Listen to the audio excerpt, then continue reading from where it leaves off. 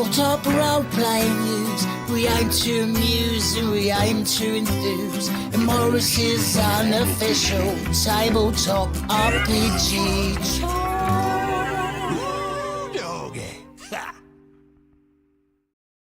Hello, and welcome to Morrus's unofficial tabletop RPG talk. I am Russ, aka Morrus, or Morrus, aka Russ. And with me this week is PJ Coffey from the Southampton Guild of Role Players, also of Homebrew and Hacking TTRPG Design. Joining us as ever, we have the illustrious and wonderful person who is best known for their desire to provide you with the books that you want, but also to go walk amongst the valleys, feel the rain upon her face, and just generally stare upon the amazing granite that makes up the area of measurements that is best known throughout the United Kingdom. It's the one, it's the only, it's me, Jessica from EN Publishing. Hey, hi, hello. How are we all this fine, miserable grey Friday? Well, I got something really good this week. Oh, did you? Yeah, I have got a battle cat. Oh. Have you got a battle cat? Because I have a battle cat. I'm very proud of my battle cat. I think. For those cool battle cat. For those watching or listening to the podcast that cannot see us, we are recording live, and if you're watching live, you can see the visuals. Would you like to describe what we are seeing, Russ, in all its majesty? Well, this is a 1980s Masters of the Universe toy. So battle cat is basically the green cat with the armor, saddle and head thing, and also I've got a Skeletor and a He-Man and a Beastman and a Man-at-Arms as well. But yeah, I found him on eBay for like £14. I thought I've got to have that. That's pretty cheap. So hit the buy it now button, and he arrived this morning, and now I have a battle cat, and I'm very, very, very happy. This might be the best thing that ever happened to me, or possibly to anyone ever, maybe. What Jessica might not know about the toys we're looking at is that the He-Man figure, and all of them, if you turn them to the side, you could turn the top half of the torso 90 degrees. The elastic inside would then make them come around so you can make them hit each other. That's good, wholesome fun. I was going to say, are they toys or are they collectibles? Toys. I mean, they're toys that I have collected? I don't know. No, fair enough. I know that there's a distinction in some communities about whether it's a toy or whether it's a collectible. So, all of this sort of junk is. Yeah, it has to be on like the cardboard inside the like plastic insert, or like the plastic hood that it came in, and you'd have to have He-Man having like a sword as opposed to a battle axe. I do believe that is a metal Optimus Prime. That is a 1980s Optimus Prime in the background. Yes, in answering Rye's question there. Anyway. Yeah, I mean, you can nowadays get Optimus Primes that will transform upon the word command transform, and that's pretty impressive. Oh, well, isn't that what the future technology is for? You can. Oh, do you have one of those? I have one. He does, in fact, have. I'm not going to do it right now, but they need a bit of space.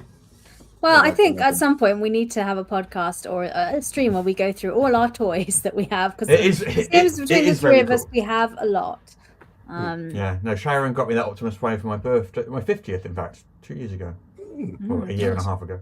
And we are coming into the festive season, and I noticed on EM World we have got some articles on gift giving guides, because I think this is kind of nerdy stuff that people's friends like in our kind of community. So good to know what you do and don't have already, Russ. Yes. But also in Christmas, should you be thinking of buying me a really expensive transforming Optimus Prime, which maybe I didn't assume you were not.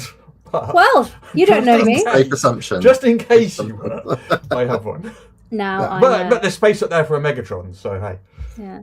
One thing with Christmas and gaming, or the holidays and gaming, because wherever you are in the world, whatever you celebrate, I think sometimes gaming groups can kind of go on a bit of a hiatus because everyone's busy with stuff. But this weekend is not the case for me, because I'm gaming role-playing games on Friday, Saturday, and Sunday evening. So I'm doing very well for myself this week. I have, so I just thought I'd brag, really, to share it with everybody.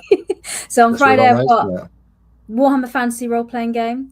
I've got Saturday, I've got some Dungeons and Dragons 5th edition, and then I've got Iron Kingdoms on Sunday. So I've got a very nice smorgasbord of different games. But I don't know if you folks are still up to gaming now with The rough up, that's still Death on the Reich, still ongoing.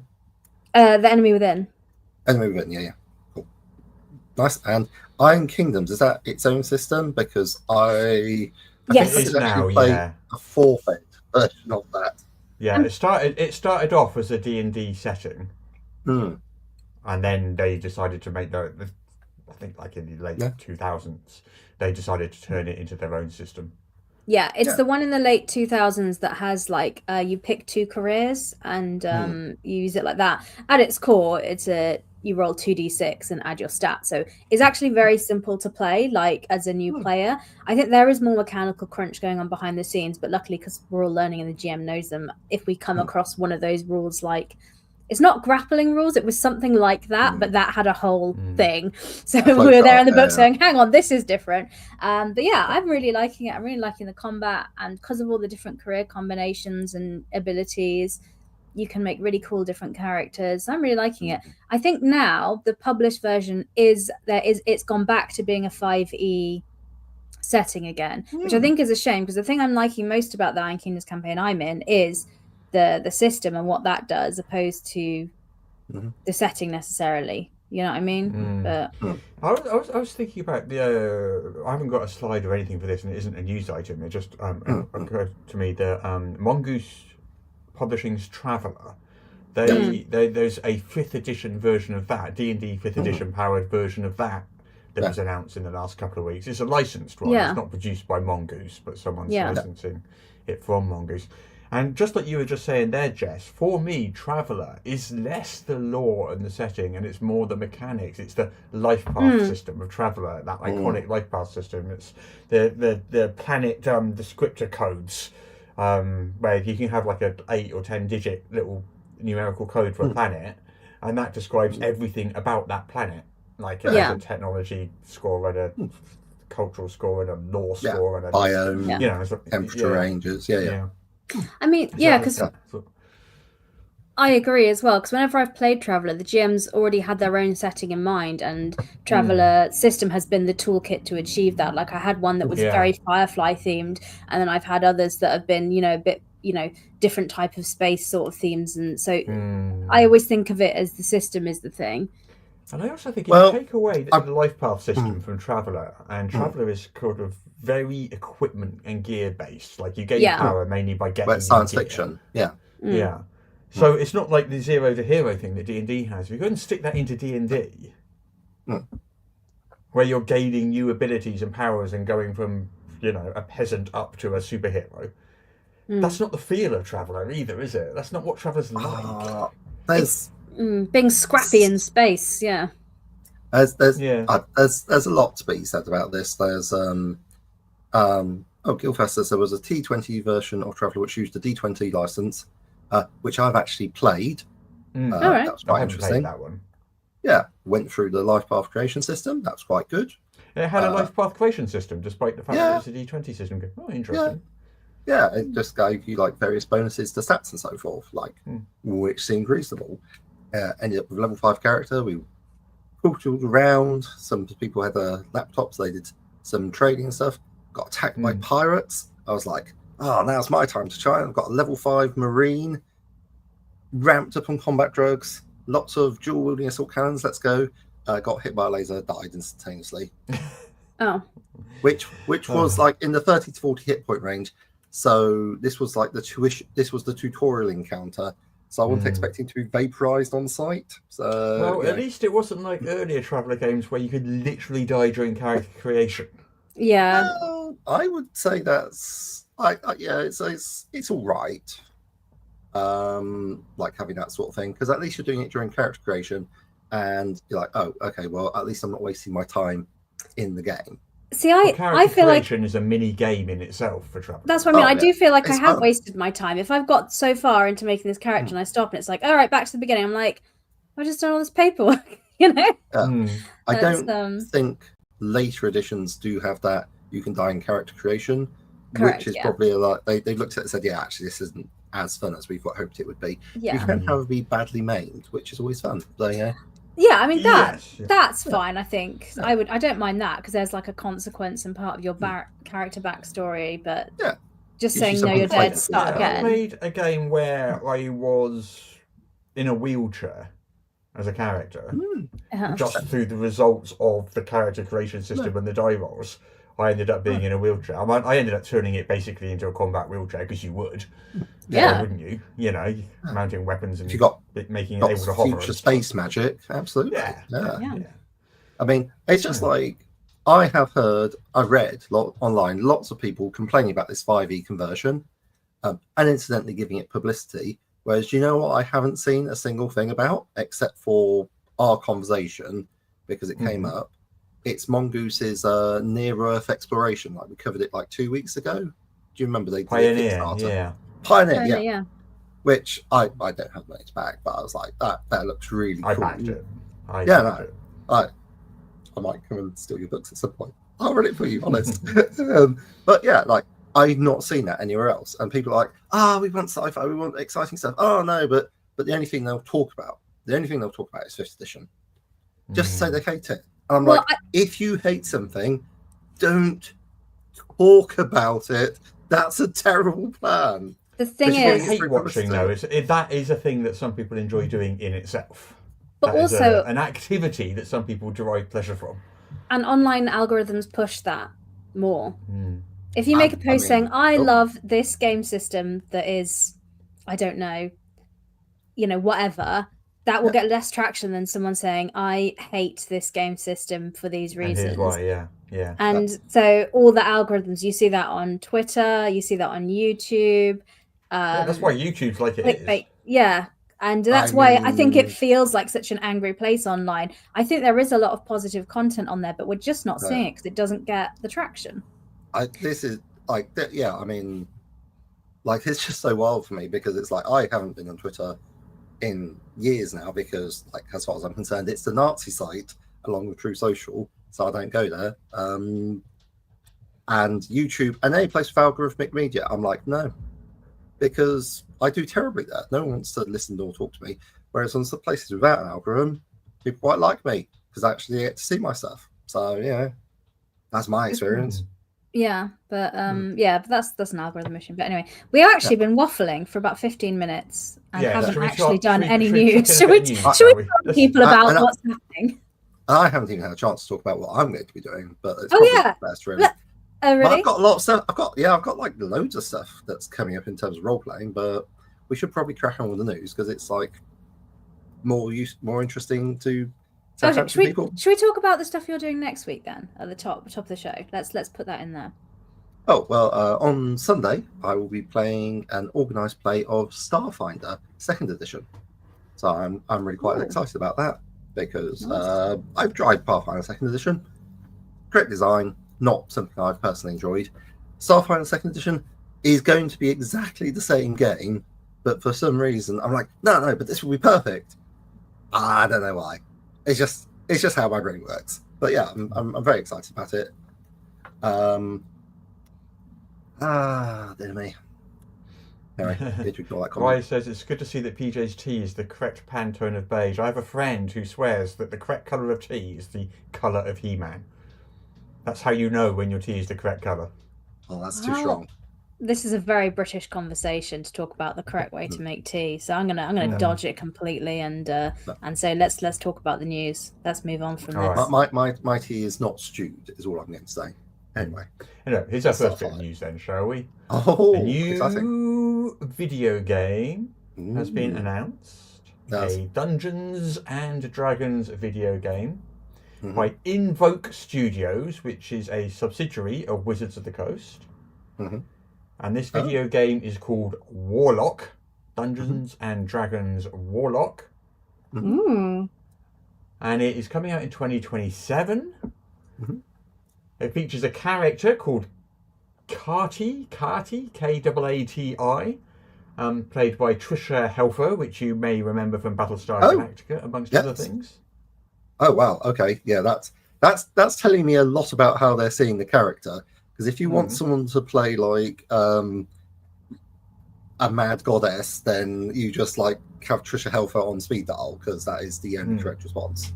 Brilliant in Battlestar Galactica. Also did a very good turn as Gaia in Lucifer, which is not a show I found myself compelled to watch, but every time she came on screen, I was like, "Oh, that's good." I haven't seen that show, but I did see all of Battlestar. I can't say the word. Battlestar Galactica. I saw all of that. Yeah, BSG. Let's say that. Yes. So this is a third-person action adventure game. Players will use spellcraft to solve challenges and take down monsters. And it doesn't use the D&D rules. No, God no. It is a video game experience first, a third-person action adventure. So it's not like Baldur's Gate or something, which actually translates the D&D rules onto screen. I think we knew that though. They'd already said it wasn't going to be that. It was going to be. Yeah, I think they'd already said they're doing, when they announced they're doing a project, they said it was going to be third person sort of action. I mean, from the name, from the casting of Trisha Helfer as the voice actress, and we're expecting this to be exploring the dark side of the formation of a pact with a patron. I mean, possibly the Fiend, although I have heard speculation that it might be the Raven Queen, which I believe is the one who does magic weapons quite fond of. Not too familiar with my FR lore, I'm afraid.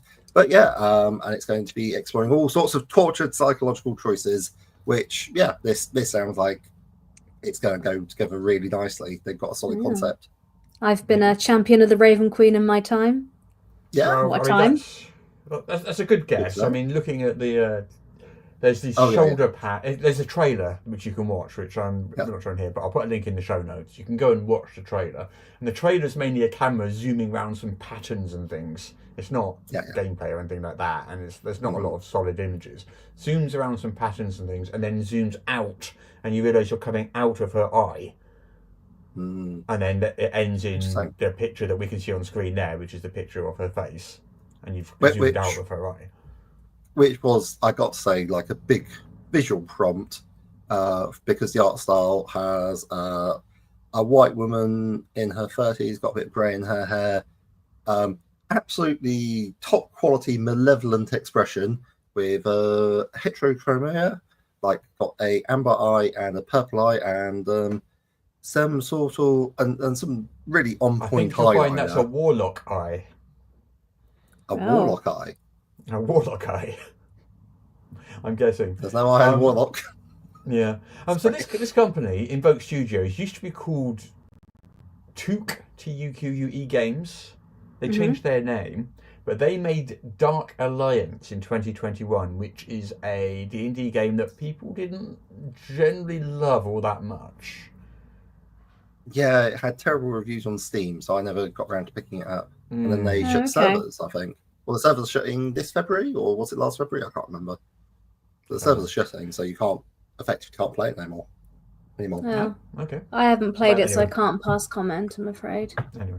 Yeah, it was like some sort of battle-themed one, which could have been very good. But as I say, it's like it really got panned. So I was just like, it was never cheap enough for me to risk it. Fair enough. Well, anyway, for this one, there's a link to the show, the trailer in the show notes. I mean, like I said, the trailer doesn't show much at all. It's just like patterns zooming out, and then you come out of it. Right, it's vibes opposed to gameplay. Yeah. Apparently, some gameplay will be revealed in 2026, and then the game will be coming out in 2027. Well, we'll cover that news as soon as it comes out, because I'm keen to keep an eye on this to see what they do with it. Because as some people may be aware, I did quite enjoy Baldur's Gate 3, so. Really? Yeah. I never got that, no. I was playing it just this Wednesday. Oh, really? Yeah. Yeah. Okay. We got a couple of basically staff changes to talk about. Ooh, industry one news. One at the Coast and one at White Wolf. Oh, okay. Tell us more. So let's just start with the order I've got them on the slides here. We'll start with Wizards of the Coast. So this is Justice Ramin Arman. who is the new game design director for Dungeons and Dragons. Okay, cool. Previously, he was the managing game designer.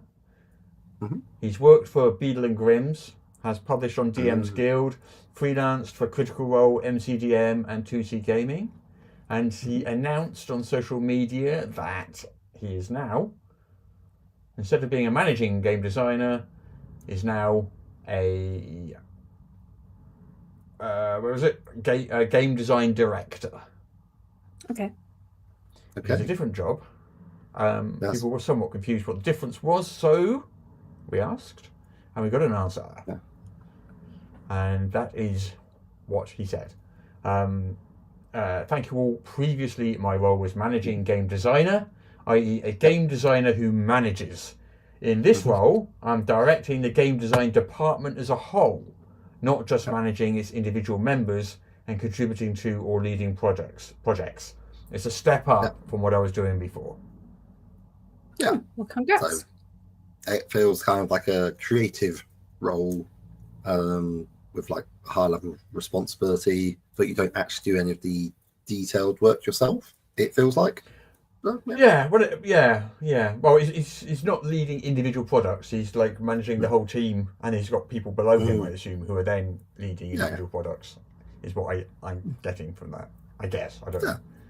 Well, hopefully he will be able to help avoid some of the missteps, the old rake stomp fandango, which some of the previous releases of D&D have been bogged down by, and just remembering to credit people, that sort of thing, like avoiding repeating word for word problematic tropes and so forth. So I have faith in him. He seems like a good chap from what little I've seen of him.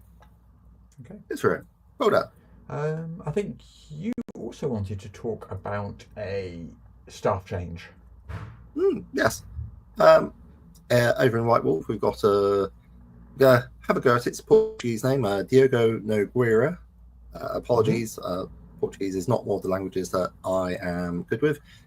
He's a Brazilian designer, so that seemed like a pretty hefty change, because traditionally Brazil has not been well served by the role-playing game community in the rest of the world, despite having an absolutely fantastic and thriving internal scene. If you've not heard the name before, that's pretty reasonable, to be fair.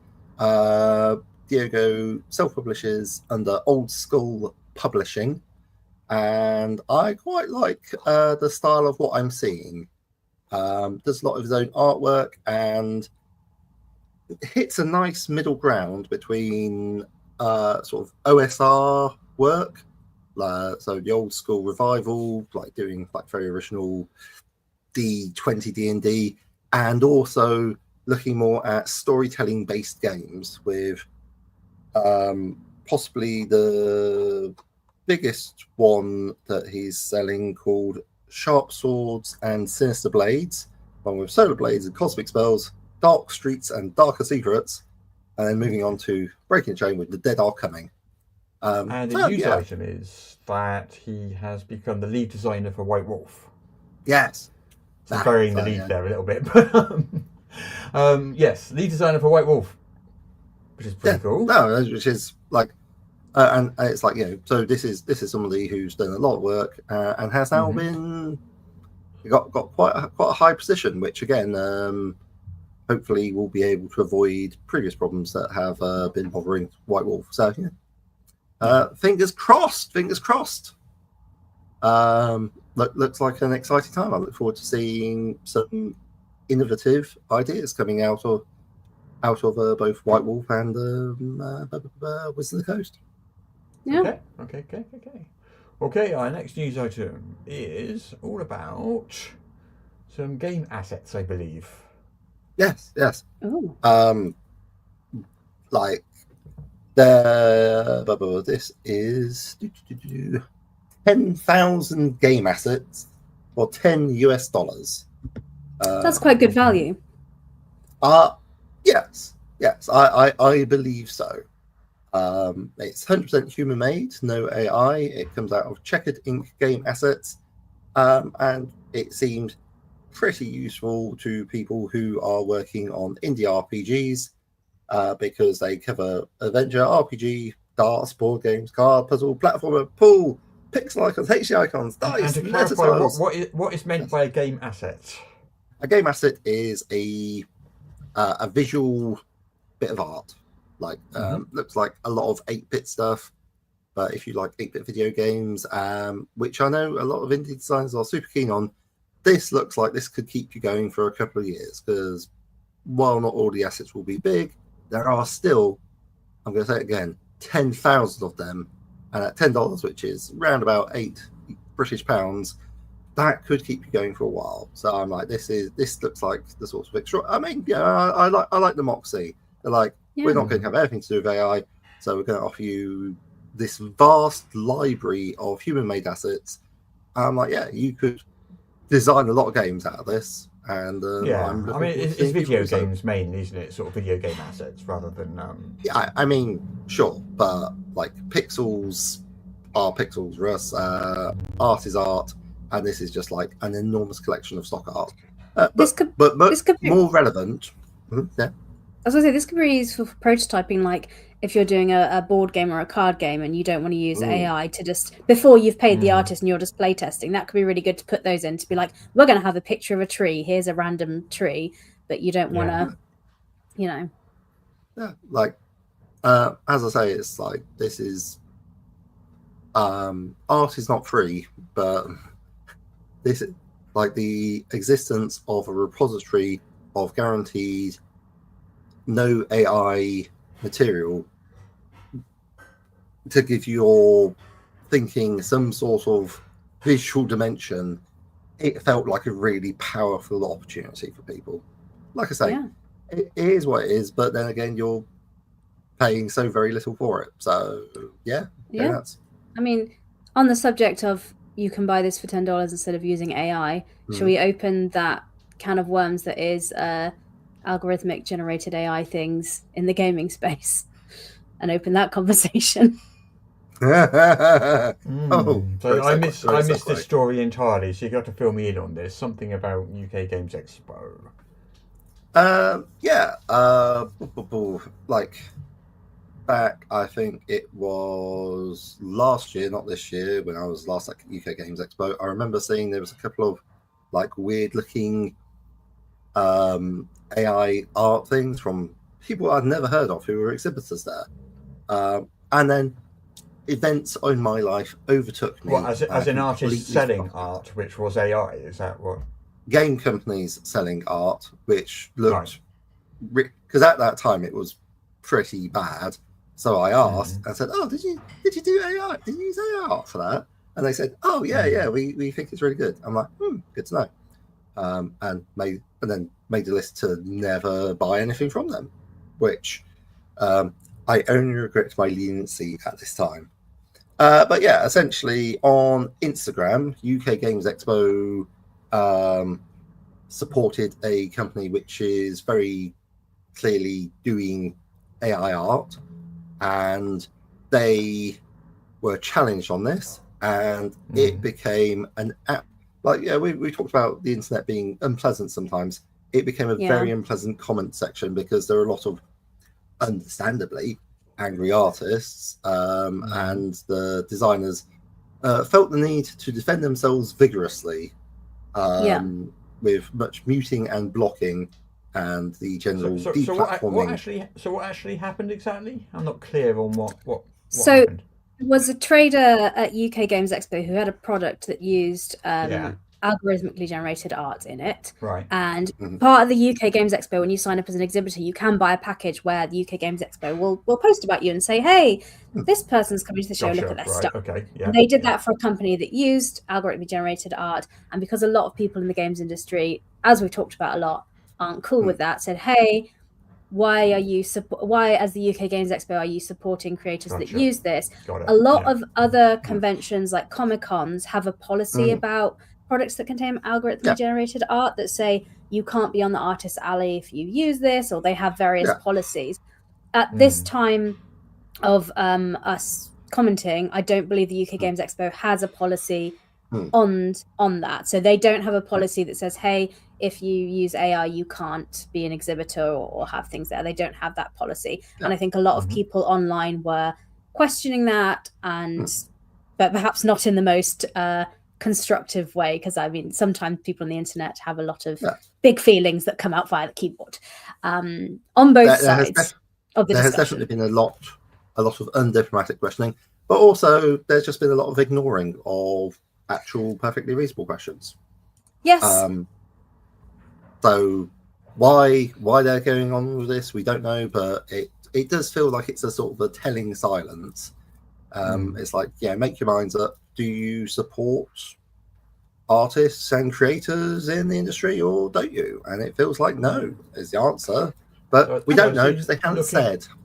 Looking at the link, which we'll put in the show notes there, they did respond to someone who emailed them asking about it. Not with anything substantive, but they said, thanks for the email. This year we had a lot of challenges as the event grew by about 20%, etc. I have personally avoided AI use and used human artists. We will consider your point when we have recovered a bit. That was basically the response in its entirety. I think at the moment they don't have a policy or a stance on it, and they maybe are thinking about what that would be. And I think it would be useful to know because people would like to know. I think it's strange they haven't put it out now because at the moment they're taking bookings for it. We've booked our stand there for next year, and it would be useful for people to know because, for example, if I was a publisher that used AI art, I'm going to come out with a policy saying that I couldn't be there. I'd need to know that before I booked my table with them, really. Because to clarify the timeline, that email was 2nd of June, which was just very shortly after the UK Games Expo. Yeah. This Instagram debacle was just inside a month ago. I'm not following myself, but I'm seeing a lot of screenshots, and not great look. Well, we can but hope the UK Games Expo comes out with some kind of proper formal announcement or statement regarding this sometime soon. Then, I agree, Jess. It kind of they need to do that before they started taking bookings rather than after. Yeah. Because what if we did use AI stuff and then we've already booked it? It's a bit like, well, I didn't know at the time you didn't accept me, like, because at that point it's unfair to those people, and never mind the unfairness to people that don't want to be part of something that has that. But I think the main thing with any AI conversations is transparency. If there are creators that are using it, as long as it's clear and transparent, then I think people can make their decisions about what they want to do with that.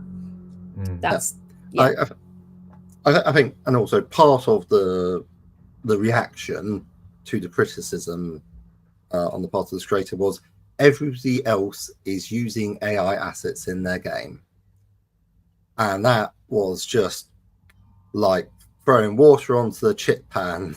It was like a massive explosion because no, everybody's very much not doing this. It's there like some. There are definitely some. I mean, sometimes you'll see a Kickstarter or something, and sometimes a small newish publisher will come on to say somewhere like EN World and post all about it, not being aware what the temperature of the industry was regarding that topic, and being completely surprised when they get a massive load of backlash immediately. Like they just don't even see it coming. Obviously, they haven't done any prior research whatsoever or anything like that. They've just gone, these tools let me do this thing for free. I'm going to do it then. We were talking about this off the podcast the other week, Russ. We're saying outside the industry, actually, a lot of people don't feel like in the games industry, there's a lot of people that are anti. Massive. We are in a little bit of a bubble, A lot of people that aren't in creative fields aren't anti-AI at all. So I think if you weren't in that bubble and you didn't know, it would be really surprising because most people are like, cool. I think, like I've said before, for a lot of people, AI is just an app on their phone that lets them do some funky things. And to them, it's no more than that. They don't understand or even, think about the ramifications of it beyond that. I mean, where did that art come from, for example? Where did, I don't really blame people outside of the space for not knowing about it because it's been the single biggest marketing campaign, like possibly in human history. Like the staggering volumes of money thrown at it, which has created this AI bubble with NVIDIA stocking up on processors which nobody can install, which they don't have the power to data centers to install, is absolutely incredible. It's why it's being done, lots of speculation, but I could see why people would be using it if they don't know. And I'm just lucky, like, that I know some people who clued me into what was going on, and then I was able to do my own research. And by my own research, by the way, I mean I went and found people who are experts in AI and read what they had to say about it. Just to be clear, like, I'm not only researching my way into vaccines and stuff like that, but I'm actually paying attention to people who are experts in space and who know what they're talking about. Well, I think we're just saying stuff that we said a million times before. But, it would be nice if UK Games Expo did, make some kind of official statement and put up some kind of policy, or make it very, very clear what their stance on the subject was. Yes, whatever that stance may be. Yeah. Okay, the next news item. Back from the 1980s, we have a second edition of Toon, the cartoon tabletop RPG, coming from Steve Jackson Games. I don't know much about this. Well, it came out in 1984. Okay. You play cartoon characters.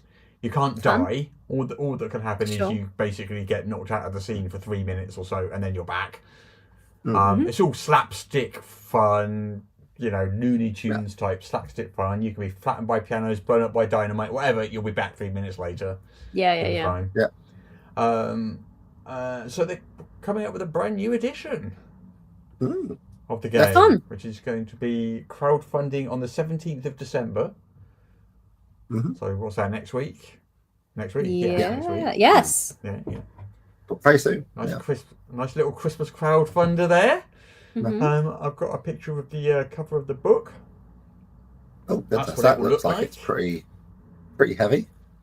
Yeah. Like, that's a decent sized book we're looking at. Yeah. Hardback. I played Toon. I played Toon once in the 1980s. I can barely remember it. I think they had like 4 stats. One of them was called Chutzpah. I remember that. And there was like maybe strength or might or something, and brawn or something, and a smarts or something one. They had like 4 stats. And I think you could have then basically not quite superpowers, but basically traits. They had a name for them. I can't remember what it was. So you could have a trait or two as well, which will let you do some wacky stuff. But it was a rules-like game. It was all about fun and fast action. Oh yeah. I mean, stuff. This type of game is it's exactly what you'd expect from it. If you want to sit and play this silly, fun, light-hearted game, I don't think you're like, what are the grappling rules on this when you're playing, this sort of No, that's cool. I like it. I like seeing games like that. That's very clearly what it is. You know exactly what you're going to go in for, and you have an idea of what that experience is going to be straight from the front. From the one interesting about the sort of source material, like Roadrunner and Looney Tunes stuff, I imagine like most people really aren't all that familiar with that. It's like they're not a big thing anymore, are they? So I wonder if they're going to be updating the actual subject matter to more modern cartoons that kids watch these days. I don't know. I'm utterly guessing here. The cover doesn't look that way. The cover looks like all those references you just said. Obviously, non-IP infringed versions. Yeah, it does. It does. You got an off-brand Bugs Bunny front and center. It's Brown Rabbit, a bit shaggier, but like. But it's Bugs Bunny. Yeah. Not holding. Yeah, I don't know, because I don't think like modern day cartoons have quite that same zany, wacky. I couldn't tell you what kids' Saturday morning cartoons look like. To be honest, I've no idea. I think they've got a plot now. It's wild. What? I know Bluey. That's a great TV show. I enjoy that very much. Maybe Bluey will be in it. Who knows? Oh, I'd love that. That's less wacky and zany, though. But I think that Saturday morning cartoons aren't as much as a thing now, because media's on demand. I know my nibblings, they all watch TV on demand, so they also don't see adverts in the same way. Because I remember I used to be very susceptible to what I wanted from Christmas by the toy advert that would come on that'd be like, get this thing, and my young brain would be like, I need this thing. But they don't get exposed to that as much because they have all their on-demand media. So without advertising, which takes us full circle back to He-Man now, though. Takes us full circle back to He-Man Transformers. Yeah. Like extended toy adverts, which were very effective, I've got to say. Yeah, and the TV shows were part of the strategy to sell the toys. They were literally the ads, basically. Yeah. They really were. Yeah. The business model was toys. The TV show was the thing that made you buy the toys. Yeah. I cannot argue, and they're pretty compelling. Back in our day. It definitely worked. Yeah. So, one could also argue that maybe the Star Wars movies were like that to an extent as well, because the merchandising and toys of those were massive, weren't they? Next thing you'll be telling us that old canard about how in Return of the Jedi is a planet full of Ewoks rather than Wookiees, because George Lucas thought that Ewoks would be cuter and sell better. I'm delighted by Ewoks, and I'm still waiting for the opportunity to play one in a Star Wars game. I've been in 2 Star Wars games, and both times I said I would like to be an Ewok, and I've been told no. And I disagree. Why? Well, they said because I wouldn't be able to communicate with the rest of the party, because and I was like, no, I couldn't make myself known without language. Because I think even though we, as the audience, don't know the Ewoks' language, I know exactly what they're feeling and thinking, and I can very much roleplay that. In Star Wars, basically, whenever a droid or anything talks in a different language, everyone always understands what they say. Yeah, like R2-D2. I know exactly what that guy's saying. Yeah. Chewbacca, you know what he's saying, don't you? Yeah. I didn't realise you were fluent in Spanish, so understanding Arturito. Yeah. But anyway, I would very much like to play an Ewok, and I think I would do a really good job. Maybe, in order to support your argument for wanting to play an Ewok, you should cosplay. Turn up to the game in cosplay as an Ewok. You're the right height for it, so, you know. You're going to laugh, Russ, because I did. I have an Ewok snood. It's this little hood thing that has a little hat and ears. So I even tried that. And it didn't work. Oh, no. I know. Wow. That's a wow, if even that didn't work, wow. That's a hard audience. I have an Ewok snood ready, so... How would you feel about maybe a Jawa?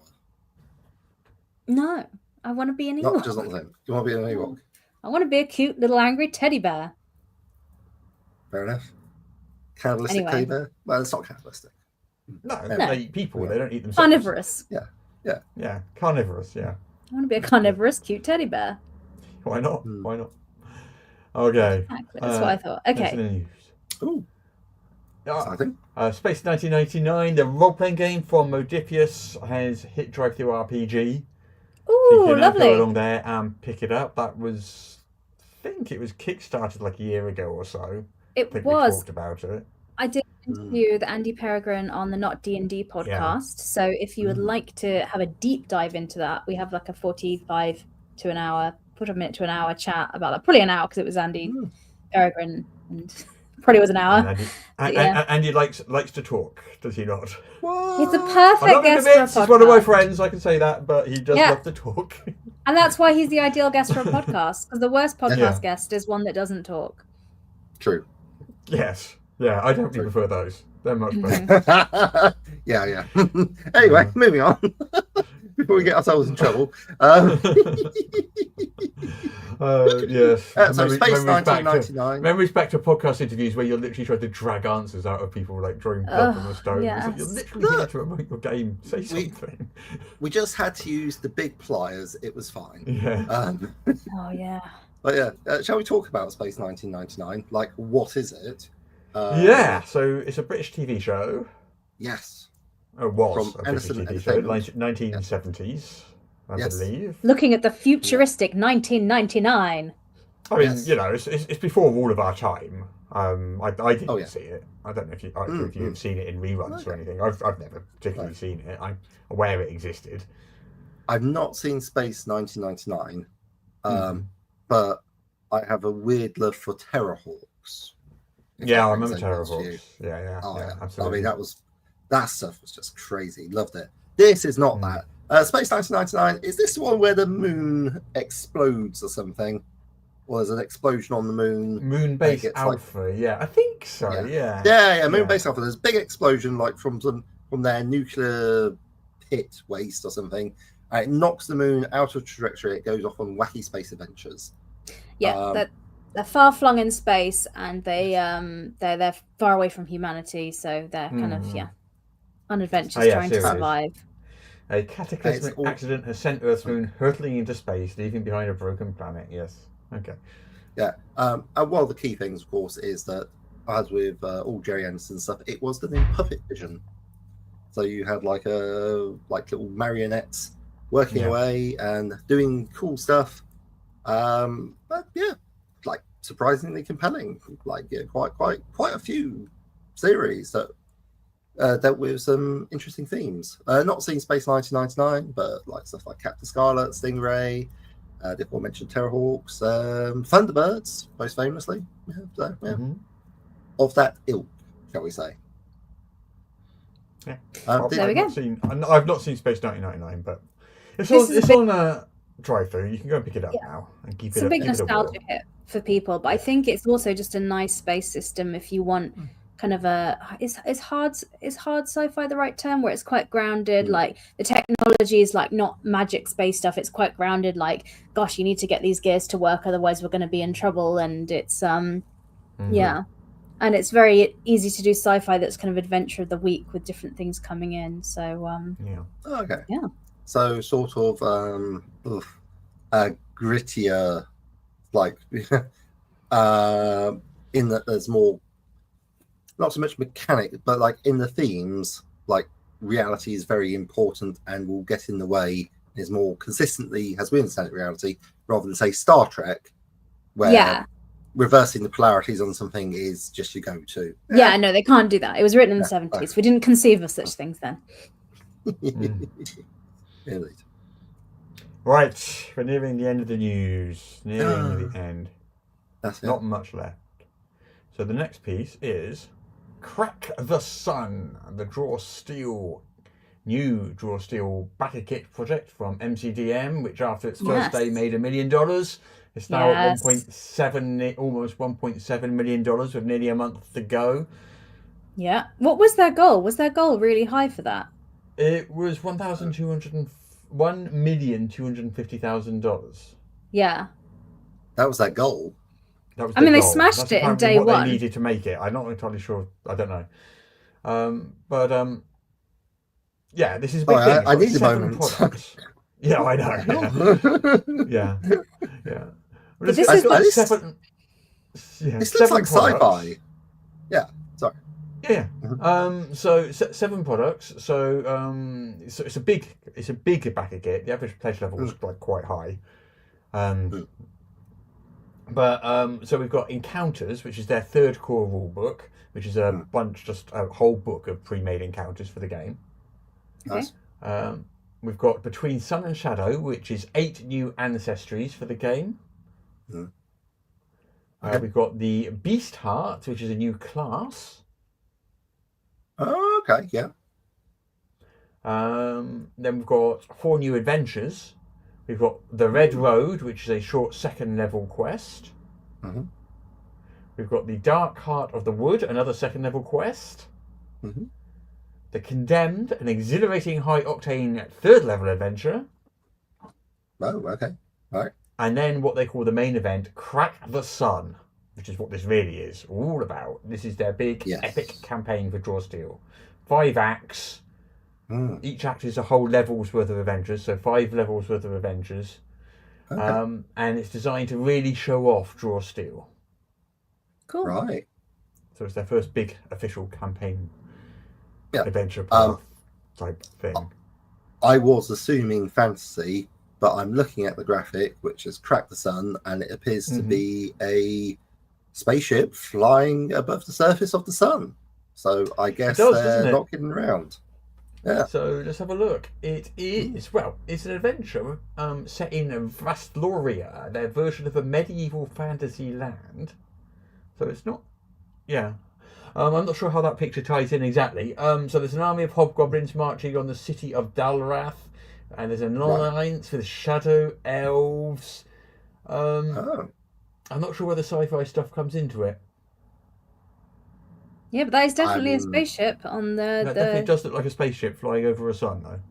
That is for sure. That is for sure. I mean, they've got psionics, so yeah, maybe they're just leading into weird fiction. Oh, I don't have money for this. Oh. Have you got Draw Steel? Because you'd have to get that as well. Yeah, I know. It would be just very expensive, but it just looks so exciting. You put it on your Christmas wish list. Yeah, maybe. But some of the pledge levels, some of them are pretty big. Sort of $300 for the box set, $1,000 for the everything under the Sundle bundle. They call it Sundle bundle. That's fun. That's fun. Yeah, I like that. So it is a hefty. I mean, you can get like everything in digital from this Kickstarter for $135. Yeah. Okay. Yeah. Well, they reckon they're going to get it out by December 2026, so they've got a year to wait. So that's pretty interesting. Well, you've got a year to save up for when it comes out in retail. Then that's the other option because it's funded now, so it's definitely happening. Yep, that's another one in the $1 Million Kickstarter Club. Yeah, and I think MCDM's like 4th, maybe 5th. Yeah. Definitely at least 4th campaign in the $1 Million Kickstarter Club. Mm-hmm. Good for them. Yeah. Bully for them. That's great. Yeah. Well, we'll see where it ends. When does it end? In January, I presume. I'm going to 24 days from now, whenever that is. Yeah, that'll be in January. So I guess when that ends, we'll see what figure it ends on, because that'll be a multi-million-dollar campaign, I imagine. Backerkit is predicting at the moment. Let's have a look. About 2.9, so about $3 million.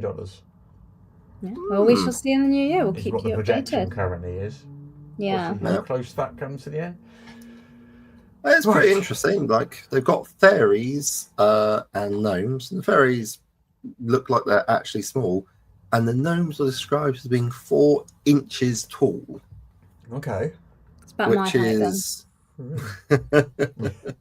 then.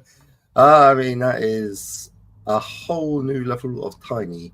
So I'm just wondering how it's all supposed to work, because if reading the rules for the Delian Toon did give me anything, it's like an appreciation that they put a great deal of thought into it, and they're not so much guided by natural language, has been pretty precise about what they're expecting you to take away from it. So interesting stuff. Yeah, well, Draw Steel was very influenced by D&D 4th edition, as I understand it, and that was very, very precise language and not natural language at all. So if that's kind of one of its major inspirations, I can see that for sure. Yeah, it's got Teasa Bader working on it. Very nice. Yeah. Yeah. I don't know. Looks good. Yeah, pricey, but you get what you pay for. Anyway. And all the pledges are short. I don't count shipping. So yeah. Backerkit usually does shipping in the pledge manager separately, so that's quite a normal Backerkit thing. I mean, you do that on Kickstarter as well. And James Intricasso is working on it as well. Goodness. James Intricasso's worked on the Draw Steel core game. He's been working with MCDM for years now. Yeah. That's good to know. Yeah. Right. I was just thinking, because sorry. Are we drawing to a close, or is there just one? We are. This is it. We've got. We're doing a thing. Yep. We have a Kickstarter coming up next week. A little Christmas Kickstarter. Mm-hmm. Do you want to talk about this one, Jess? Yeah. Speaking of it's coming up to the holidays, if you want to give your players little gifts in game, we've got over 500 little enchanted trinkets for your games. So these are magic items, but they're not like big game unbalancing things. These are things that add like fun, flavor, and depth to the world. And there are Yeah, I mean there are weapons and armor Yeah. and wearable items and things like that, but they're not big hitting game and balancing things. But there's loads of fun stuff in it, and like there's a section on toadstools that's really fun because and what happens if you misidentify one on a roll and you eat the wrong thing? Do you know what I think the best analogy? You die.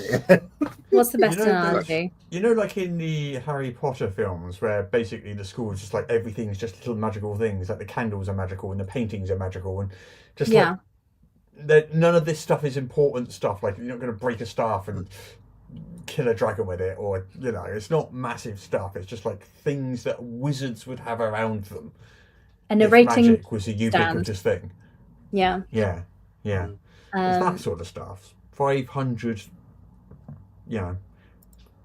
magic items, which will just make your game world feel more magical, but won't break it.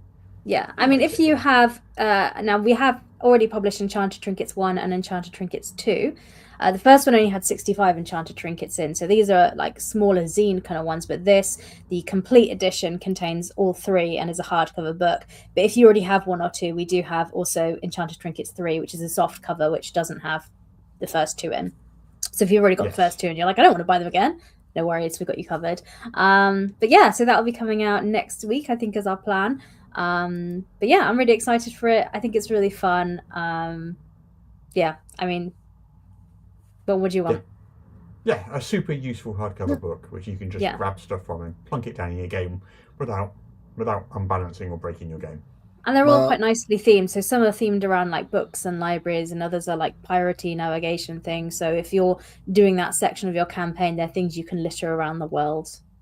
So. Well, I'm afraid the best magic trinket has already been invented, and it was done by Hasbro and Wizards of the Coast, which is, of course, the Cloak of Billowing, which is a cloak that has a bonus action. You can command to billow even when there's no wind. The magic item that players at my table consistently love is the bag of cheese from Level Up A5e. Yeah. It's a bag, and when you put things in it, it turns the things into cheese. If it's food. And it puts a cheesy rim around it, and it does nothing else beyond that. And everyone loves it. Yes, everyone it's like loves a hilarious it. joke, especially when you buy it for a survival game. Everyone loves that even more. Yes, everyone loves it. Yeah, I imagine mice love it. It's actually their best magical item. Yes. Well, I think that does bring us to the end. And we forgot to say at the top of the show, so I'll say it at the bottom, that we have been recording this live on the internet. If you're listening to the podcast, you can join us live and watch the live recording every Friday at 2 p.m. British time, which is 9 a.m. Eastern US time. And if you're in a different time zone, you can convert that yourself. And you can watch it on Facebook, YouTube, and Twitch. Sorry. Yes, that also. Yes. All right, that's it for this week then. So we go and do our weekends, shall we? Yes. I'm off out for dinner in Brockenhurst tonight. That'll be nice. Gonna catch a train, gonna have dinner in Brockenhurst. It's gonna be cold and wet and windy.